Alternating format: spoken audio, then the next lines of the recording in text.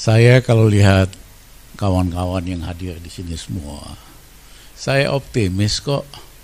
Nggak lama lagi nih barang. Mereka udah panik, tandanya orang panik ya sok kuoso. Aku kuasa, kalian mau apa? Tapi kan ternyata teman-teman tetap aja, berani aja, nekat aja gitu lah. Semakin dikencengin gitu, malah makin kenceng kawan-kawan. Iya kan? Itu belum tahu aja tuh. Ya, nggak lama lagi kok nasibnya masih baik-baik sama kita lah. Tapi pada dasarnya saya nggak suka presiden diproses dan diadili secara hukum. Tapi mungkin karena sudah keterlaluan, barangkali kita bikin sejarah baru, Bang Bahtiar. Supaya kapok gitu loh. Pejabat negara itu amanah. Iya kan? Kalau nggak kapok-kapok.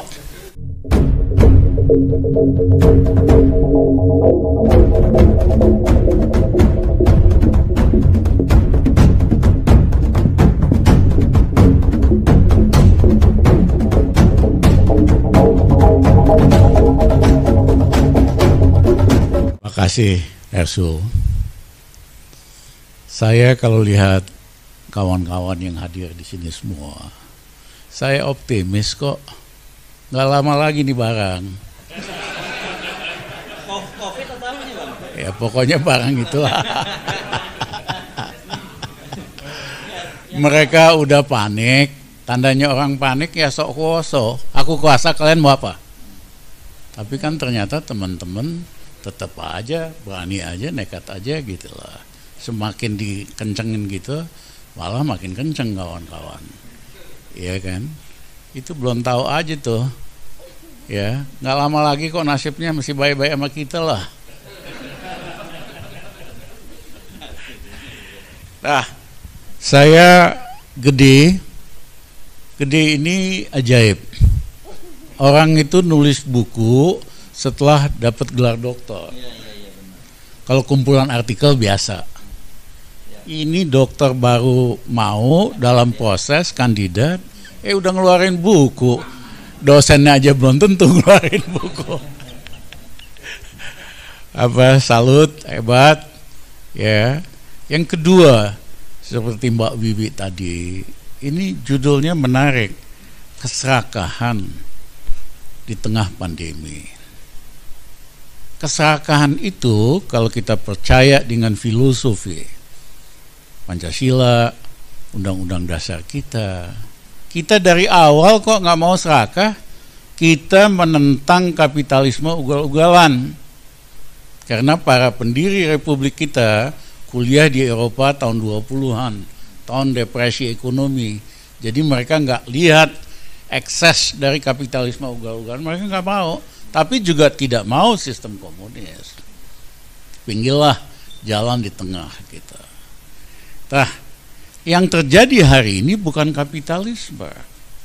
Kapitalisme itu kompetitif. Kapitalisme itu ada governance, ada transparansi, ada accountability. Yang terjadi ini, ya bahasa sopannya negara kleptokrasi. Apa negara, jangan di bahasa Indonesiain lah, nanti masalah. Ya kan, terpaksa. Iya, terpaksa. Repot nanti kita semua. Ya kan, negara kleptokrasi, jadi lebih gawat daripada sistem kapitalisme. Kapitalisme itu ada kompetisi, dan yang kedua, kapitalisme didukung oleh trias politika, saling lembaga-lembaga saling ngawasin. Contohnya, Perdana Menteri Abe di Jepang puasa 8 tahun. Di tahun ke-8 dia ngajak makan malam teman-temannya. Makan malam, stafnya lupa bayar pakai uang negara. Cuman $5.000. Bocor sama wartawan, digoreng sama wartawan, karena wartawannya independen, bukan kayak di sini. Ini wartawan di sini kan dikandangin semua kecuali FNN. Ya. Wartawan peliharaan istilahnya gitu loh. Iya kan? Nah, Akhirnya Perdana Menteri Abiy ngundurin diri. Seorang menteri Prancis mau liburan ke Maroko, pakai mobil dinas, pakai sopir dinas. Sebetulnya kecil lah, cuma berapa ribu dolar. Bocor sama wartawan. Wartawannya independen, bukan peliharaan dari partai politik atau tokoh. Digoreng, akhirnya mengundurkan diri. Nah, tapi tokoh-tokoh kemerdekaan, pergerakan Republik Indonesia, rata-rata standar etikanya itu standar Eropa. Orang seperti Bung Hatta, seperti Agus Salim, seperti sebutin tokoh-tokoh kita. Mereka tidak mau menyalahgunakan kekuasaannya untuk memperkaya diri sendiri. Tidak mau memanfaatkan haknya rakyat sama negara untuk keuntungan pribadi. Itu standar etika Eropa. Tokoh-tokoh kemerdekaan kita standarnya begitu. Orde Baru makin kacau, tapi hari ini bukan hanya lebih kacau, jadi super kacau gitu lah. Nah, yang kedua yang bikin malu, dulu kan saya yang perkenalkan istilah peng-peng. Ya, peng-peng itu dua profesi, satu pengusaha, itu profesi mulia. Kedua pengusaha, itu juga profesi mulia. Yang masalah kalau keduanya digabungin, kacau, negara rusak, rakyat dirugikan. Nah, yang terjadi itu hanya ganti tokohnya doang. Dulu saya pernah bilang Pak JK peng-peng, ya, karena jadi pengusaha pejabat ini. Tapi sekarang dia udah kagak peng-peng lagi, wong dia tidak kuasa kan. Makanya kita bayan referee.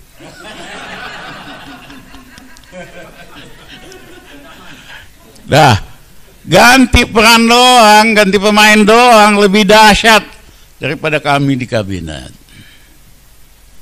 Ya, this is too far. Kami terlalu banyak tahu lah, kalau kita ungkapin malu kita juga dengarnya. Dan kepedean juga, gua kuasa lo mau apa? Iya kan? Ya kalau mau nantang gitu mah, mohon maaf dah. Kita kan Soeharto aja kita kagak takut. Apalagi yang beginian gitu, apalagi yang muda-muda gede. Nah, yang kedua adalah pandemi itu kan masa susah, yang meninggal 120.000 orang, sekarang 140.000. Harusnya kan masa keprihatinan kita sebagai bangsa, masa kita betul-betul solid, kita kompak, kita saling bantu. Karena banyak dari teman-teman kita, keluarga kita, rakyat kita yang korban dari ini. Kok bisa-bisanya sepanjang tahun 2020 anggaran yang dipakai untuk melawan pandemi ini 1.035 triliun, tidak ada dampaknya sama sekali. Itu nanti kita periksa abis ini nih. Aku nggak tahu jaksa agungnya siapa, mudah-mudahan Novel Baswedan ya. 1.035 triliun nggak ada apa-apanya. Ya, baru pandemi itu mulai ada perbaikan penyelesaiannya bulan kuartal pertama tahun 2021. Karena strateginya lebih jelas, vaksinisasi, macam-macam lah. Ya, tapi sebelumnya 1 tahun hilang. Korbannya 120.000, anggaran 1.035 triliun, tidak ada hasilnya, bahkan naik luar biasa. Ini suatu saat, jadi jangan cukup nulis buku gini, kita ubah siapa yang tanggung jawab, gede. Nah, dalam masa susah itu, masa sulit itu, masa krisis, justru orang-orang ini mencari kesempatan. Rakyat lagi susah, lagi apa, mereka manfaatkan kekuasaannya untuk memperkaya diri dan kelompoknya. Ini udah keterlaluan banget. Ya, Saya khawatir model-model pemerintahan gini, saya tuh dari awal nggak suka presiden diadili Pak Bahtiar. Saya ingat Gus Dur begitu berkuasa, dia panggil saya, Rizal, bagaimana Pak Harto kita tangkap aja. Saya bilang jangan, karena ya jenderal yang loyal Pak Harto masih banyak. Ya kalau kita tangkap sebulan lagi nih pemerintah jatuh, Gus Dur sama saya nanti yang di dalam gitu loh. Itu terjadi di Mesir Pak Bahtiar, bukan bercanda. Ya, nah, kecuali udah diganti semua. Tapi pada dasarnya saya nggak suka presiden diproses dan diadili secara hukum. Tapi mungkin karena sudah keterlaluan, barangkali kita bikin sejarah baru Bang Bahtiar. Supaya kapok gitu loh. Pejabat negara itu amanah. Ya kan? Kalau nggak kapok-kapok, dulu kita kritik KKN, ya kan? Tommy Soeharto terutama anak-anaknya. Hari ini ada anak kecil, anak bawang, ya kan? Beli investasi ratusan miliar, duit dari mana? Itu kan duit dari bisnis jualan pisang doang, atau jualan martabak. Iya kan? Jadi balik lagi apa yang dulu kita nggak suka, karena keserakahan tanpa batas itu tadi. Ya, jadi justru rakyat lagi sulit pada mengambil kesempatan dalam kesempitan. Ya kan? Kita udah waktunya yang benar kita katakan benar, benang basah kita tegakkan, tapi nggak mungkin. Indonesia ini sudah super kompleks, super ruwet. Benang itu kan ruwet tuh. Cara satu-satunya benang diambil ujungnya ditarik ke atas, nah itu loh. Ubek-ubek di bawah nggak ada gunanya. Kalau kita biarkan proses ini sampai 2024, yang terjadi itu adalah recycle kecurangan, recycling dari distorsi terhadap demokrasi. Ya. Jadi kalau yang berharap 2024 ada perbaikan, keberpihakan, transparansi, jangan bermimpi selama sistem pemilunya tidak direvisi, selama undang-undangnya tidak direvisi. Itu hanya akan jadi festival recycling kejahatan pemilu, kecurangan dan sebagainya. Nah, saya salut sama Refli, setahun lebih gempur terus threshold, dan makin lama makin menggelinding. Bahkan partai-partai menengah sudah mulai setuju, ya kan? Banyak juga rakyat mulai ngerti bahwa inilah sumber permasalahan kita, inilah basis dari demokrasi kriminal yang sebetulnya tidak ada di Undang-Undang Dasar, cuman MK-nya Majelis Kekuasaan, ya kan? Sehingga dia lebih dengar yang kuasa, bukan Majelis Konstitusi. Nah, tetapi selain threshold kita harus jadikan 0, sehingga yang memilih itu rakyat, siapa yang lolos tahap 1, tahap 2. Yang penting partainya diverifikasi, karena menurut Undang-Undang Dasar calon presiden, gubernur, bupati diajukan oleh partai, ya kan? Nah, tetapi itu saja tidak cukup. Harus ada revisi Undang-Undang Pemilu. DPR hari ini rencana mengubah undang-undang, dia batalin, saya nanya-nanya aja. Kita harus desak supaya dilakukan pembahasan untuk revisi Undang-Undang Dasar. Undang-Undang Pemilu. Salah satu poinnya, kok bisa hasil voting pemilu 5 tahun yang lalu jadi basis untuk nominasi pemimpin 5 tahun saat ini? Itu kan tidak masuk logika, itu kriminal.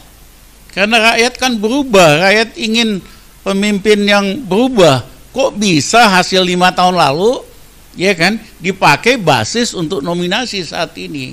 Ini MK-nya, mohon maaf Pak Refli, Sekolah hukumnya di mana sih dulu nih? Teman-temannya Pak Refli. Sama-sama. Kok bisa gitu loh? Ini kan cuma akal-akalan yang kuasa doang. Yang kedua, tidak boleh kita lanjutkan pemilu dengan sistem IT yang seperti yang kemarin. Itu prosesnya cacat, IT sistemnya, dan hasilnya terdistorsi. Kalau tidak mengatakan banyak hasil suara yang digeser, yang dipindahkan. Iya kan? Itu ada programnya, softwarenya. Kalau Pak Bahtiar dapat suara let's say 100.000, dicolong 8.000 kan nggak ketahuan.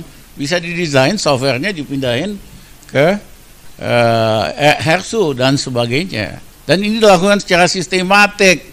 Jadi percuma kita ngabisin duit sekian-sekian puluh triliun kalau kita tidak lakukan revisi terhadap sistem IT, softwarenya, dan distorsinya. Yang ketiga adalah kok bisa yang menentukan komisioner KPU hanya pemerintah doang? Apaan ini? Harusnya yang menentukan komisi Komisi Pemilihan Umum adalah partai-partai politik, dan partai politik harus ikut sebagai pengawas di dalam komisioner KPU. Kenapa? Itu istilahnya mereka saling mengawasi. Pasti partai lain nggak mau dicurangi. Jadi adalah self rule, self control di antara peserta pemilu. Dia nggak mau kan si itu menang. Akhirnya dia mau fair. Tapi kalau isinya birokrat doang atau ditentukan oleh associate birokrat, ya kayak gini, dia ikut maunya kekuasaan.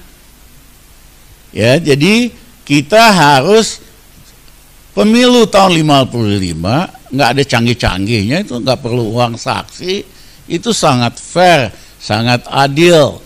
Pemilu zaman Pak Habibie nggak ada luar biasa, canggih, ya kan? Dan transparan, nggak ada yang main, hasilnya itu pemilu paling demokratis. Mohon maaf, mulai rusak sama teman kita juga, Pak Bahtiar, sama SBY mulai rusaknya. Habis itu berlanjut ke sekarang lebih gawat lagi.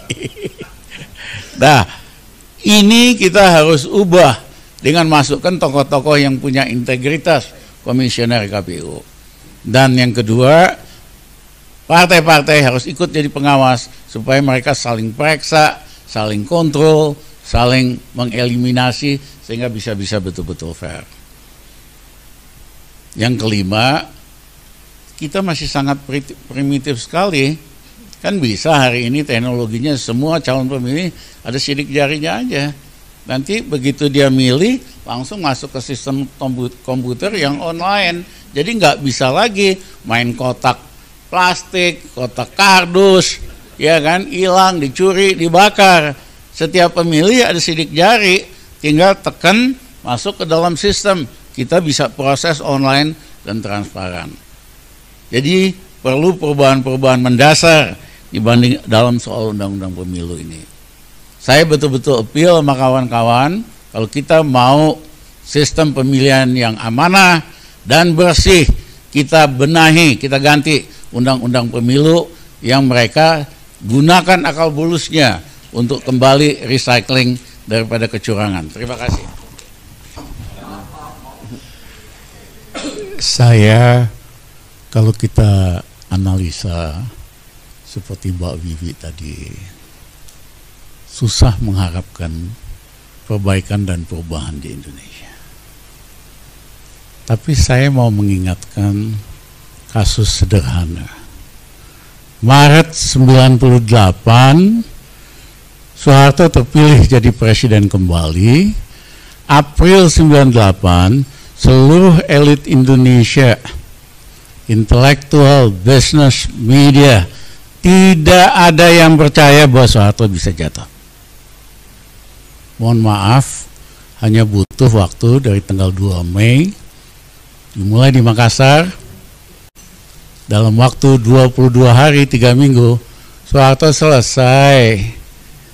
Jadi jangan underestimate rakyat kita.